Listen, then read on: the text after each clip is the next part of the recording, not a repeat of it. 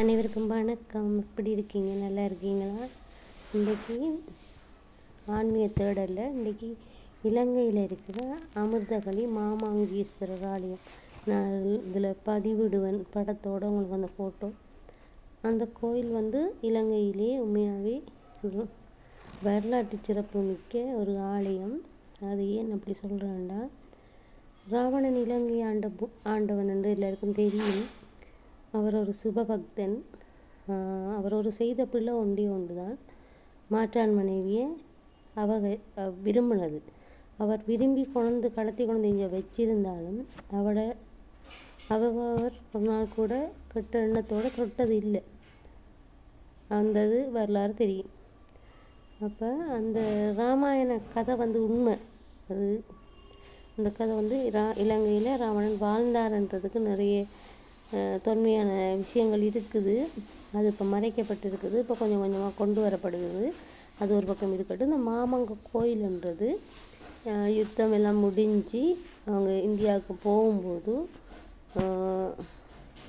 இங்கே இந்த கோயிலில் இப்போ கோயிலாக இருக்குது. அங்கே அவர் அந்த வழிபடுற நேரம் சிவனை வழிபடுற அவர் சிவபக்தர் ராமர். அப்போ அந்த வழிபடக்குள்ள சிவன் இல்லை. அப்போ ஆஞ்சநேயர் அனுப்பிட்டார் இந்தியாவுக்கு போய் சிவலிங்கம் ஒன்று கொண்டு வர சொல்லி. நேரம் போதாமல் இருக்கிற நேரம் ஒரு சிவலிங்கத்தை செய்வோம்னு சொல்லி அவர் கோதண்டத்தை ஊண்டி அந்த தண்ணி எடுத்து பிசைஞ்சு செஞ்சதாகவும் ஒரு கதையில் இருக்குது. ஒரு கதையில் அவங்க மண்ணால் சிவலிங்கத்தை செய்துட்டு அந்த கோதண்டத்தை ஊண்டி தண்ணி எடுத்து அபிஷேகம் பண்ணினதாகும். எதுவாக இருந்தாலும் தீர்த்தம் ஒரு பக்கம் இருக்கட்டும், அது தீர்த்தமாக்கப்பட்டிருக்கு. இங்கே அவர் மண்ணால் சிவலிங்கம் அமைச்சிருக்கிறார். அந்த அமைச்ச லிங்கம் பூசை செய்து முடிய அவர் கலைக்கிறதுக்கு எண்ணி அதை கலைக்க முற்பட்ட போது அந்த மண் சிலையாக மாறிட்டுது, அந்த லிங்கமாக.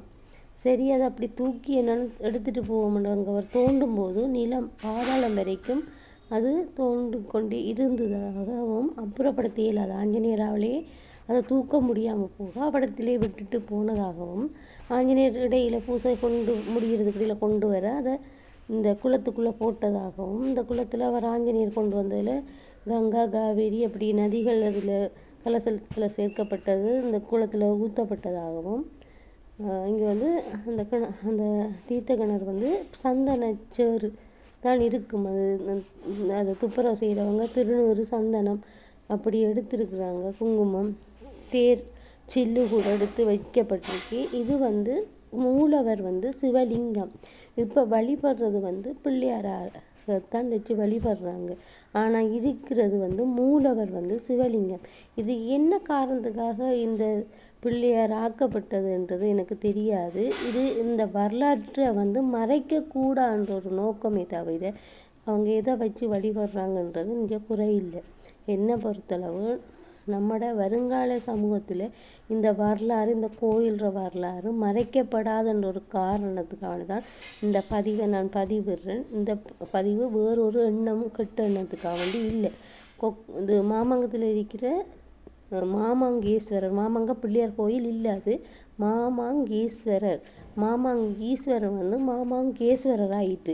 இது எங்களோட முப்பாட்டன் எனக்கு பாட்டன் சொல்லி பாட்டனுக்கு பாட்டன் சொன்ன கதைகள் தான் இது. எனக்கு இப்போதைக்கு 46 வயசு. அப்போ எனக்கு சின்ன வயசுலேருந்து இதை பற்றி சொல்லி கொண்டிருக்கேன். நான் அந்த வீடியோ நான் உங்களுக்கு சொல்லுவேன் சுருக்கம். இது என்ன காரணம் நான் சொல்கிற விஷயம் இந்த எப்படி நம்ம இந்த சிவனுக்கு பூசை விடிய ஜாமத்தில் 4:30க்கு செய்யணும். அவங்க ஏன் இதை பிள்ளையார் ஆக்கப்பட்டாங்கன்னு எனக்கு அந்த விளக்கம் தெரியாது. அங்கே மூலவர் சிவலிங்கம். அவர் மண்ணால் ஆக்கப்பட்டவர்.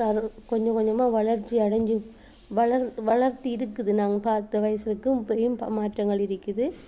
அது மூலவர் ராமரால் கைப்பட வைக்கப்பட்ட சிவலிங்கம் அது. அப்போ அவர் சிவன், மூலவர் சிவன். அது சிவன் கோயில் தான். இதை மாற்ற முடியாத உண்மை, மறுக்க முடியாத உண்மையும். ஏன் பிள்ளையாராக்கப்பட்டது நமக்கு அது தனிப்பட்ட விஷயம். எப்படி என்னால் கும்பிட்றாக்கள் வழிபடுங்க, அது ஒரு பிரச்சனையும் இல்லை. இந்த விஷயமாக என்ன சொல்ல வரேன்னா ஒரு விழிப்புணர்வு. இது இனி வரும் காலங்களில் இது மறைக்கப்படலாம். இது பிள்ளையார்னு மாமங்க பிள்ளையார் ஆகிடும். மாமாங்கீஸ்வரர் தான், சிவன் தான், மூலவர் சிவன் தான். அந்த கதையை மறைக்காதீங்க. நீங்கள் எப்படி வேணுமென்னு வழிபடுங்க, அதில் பிரச்சனை இல்லை. எல்லா கடவுளும் ஒரு கடவுள் தான், அப்படி தான் நான் பார்க்கின்றேன். ஆனால் உண்மையான வரலாற்றையும் மக்களுக்கு விழிப்புணர்வை கொண்டு வரணுன்றதுக்கு தான் இந்த பதிவு. ஒருவரையும் இந்த நோக்கடிக்கவோ இதை புரளி கிளப்பவோ நான் இதற்கு உடன்பாடு இல்லை. உண்மையாக கொண்டு வரணும், இதை மக்களுக்கு தெளிவுபடுத்தணும். இந்த வரலாற்று பொக்கிஷம் இது. வருங்கால என்ன சொல்கிறது, வரலாற்று இளையோர்களுக்கு இது தேவைப்படக்கூடிய விஷயம். நாளைய தலைவர்கள், இன்றைய இளைஞர்கள் நாளைய தலைவர்கள், அவங்களுக்கு உண்மையான கதைகள் தெரிஞ்சிருந்தால் தான் அது மறைக்கப்படாது. அந்த விஷயங்கள் அவங்களுக்கு தெரிஞ்சிருக்கணும் என்ற ஒரு பாதுகாக்கணும் என்ற கடமை எனக்கு இருக்கு. நானும் ஒரு சைவ பற்றாளர். அப்போ அந்த உண்மையாக இங்கே கொண்டு வரணுமென்றதும் இந்த வரலாற்றை பாதுகாக்கணுமென்றதும் சுயநலமில்லை, என்னுடைய சுயநலமில்லை, முற்றுமுழுதாக இந்த வரலாறு பாதுகாக்கப்படணுமென்றது தான் என்னுடைய கோரிக்கையும் எண்ணமும் தான். இதில் சுயநலம் எதுவுமே இல்லை. ஒருவரையும் நான் குறை சொல்லணும் என்ற எண்ணமும் இல்லை எனக்கு. இந்த கோயில் மூலவர் சிவன் தான். சிவன் தலம், அதுதான் உண்மை.